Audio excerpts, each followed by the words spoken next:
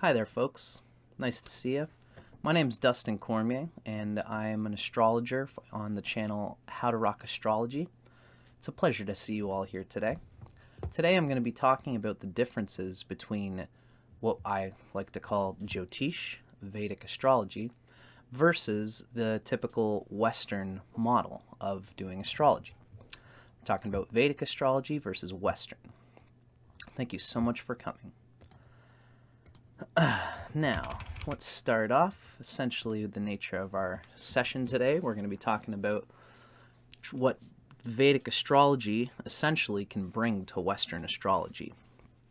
I started off in Western astrology, and I've recently been very focused on the Vedic, and I want to share what I've learned about Vedic astrology with the world. This is my cropped up list of what Western astrologers can expect from the important nuggets of ancient Vedic Jyotish knowledge. Feel free to pause this. We're going to be going through it throughout this whole video. Now, before we start with talking about what Vedic astrology is, I think it's important to make an annoying distinction that has to be done at this point. And it's about this 23 degrees thing. People think that Vedic astrologers all bring the signs back. It has to do with the ecliptic moving through the progression of the equinoxes through thousands of years. Some people claim this has caused a need to bring the horoscope back 23 degrees. And many Vedic astrologers do believe this, but this is only held by sidereal practitioners. And Vedic astrology and sidereal astrology are not the same thing. You do not have to bring the points in the chart back 23 degrees to practice Vedic astrology, no matter what anybody tells you. Vedic and sidereal are not the same thing. So I just want to get this out of the way for anybody who's interested in Vedic astrology. There's a difference between measurement and philosophy, or how you interpret or apply astrology. Vedic astrology is a system of interpretation, not a system of it doesn't define a measurement. So we in the West, we all typically use tropical astrology. And this measures time like we do in the West. So for example, the sun sign changes around the 20th to the 22nd day of the month, and it doesn't go back 23 degrees. In sidereal astrology, what the sidereal astrologers do is they adjust the time back 23 degrees. So all the points in the chart are turned back about approximately one sign. This is one of the most hotly debated This is the most hotly debated topic in the astrology world, in my opinion.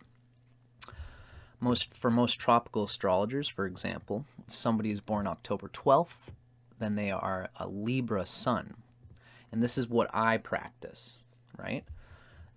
Even as a Vedic astrologer, I still use this traditional astrology measurement that we use in the West. It's tropical. Now, many Vedic astrologers believe that you have to bring it back. So if you're born on October 12th, for many sidereal astrologers, that means that you're a Virgo. And so people are confused by this whole thing. And I want you to know that while many Vedic astrologers are sidereal astrologers, not all of them are, because sidereal is a way to measure the horoscope, so don't be fooled. Somebody can be a Vedic astrologer, like me, and they can choose to measure using tropical, or they can choose to bring it back the 23 degrees. Now, a practitioner of Western astrology can do the same thing. They can use the regular measurements that we all know from Western astrology, or a Western astrologer can bring their signs back 23 degrees using sidereal measures.